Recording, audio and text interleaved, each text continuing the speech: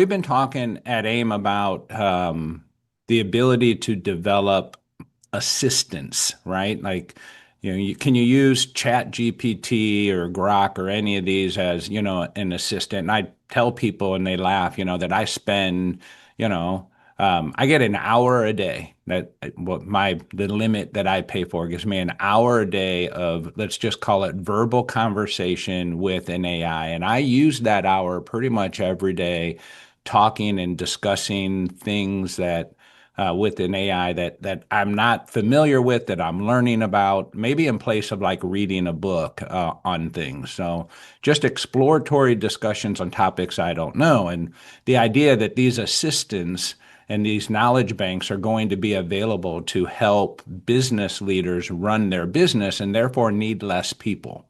In essence, that's the storyline. Seeing that these assistants are there now, they're developed and they're efficient and effective. And I've talked to people who are using them and people who are um, selling them, these startups that are there, and it's real. And seeing that made me go, holy cow, it's here. We just don't know it. It's kind of like your shores have been breached by the enemy, if you want to call it that. I don't, but you just don't believe it because we're in the Midwest and we don't see it. But it's there. And so, AI assistant, somebody that we hear about, every person will have kind of a personal coach, an assistant in life, guiding them and communicating and directing them in life with superior knowledge to any one human being that exists. It already exists, and it's going to increase at massive rates. And so I just look at that, and it's go in any direction you want to go, and you'll be an expert. It just be, what kind of enthusiasm do you have that you want to, pursue? What's your personal drive to pursue that?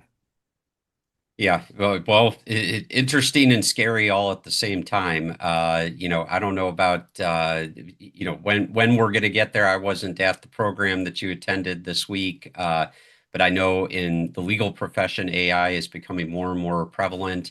I was at a lunch with a former colleague of mine yesterday, and their firm has not quite yet embraced AI, and he said that there's really an age gap that exists between those who are using AI and those who are not using it. And I think it gets back to this chart you've been talking about, Phil, that the workforce, there is going to be an exodus of talent in the next decade or so, and there doesn't seem to be as much of a backfill to that talent pool, but I think AI is going to make up that gap.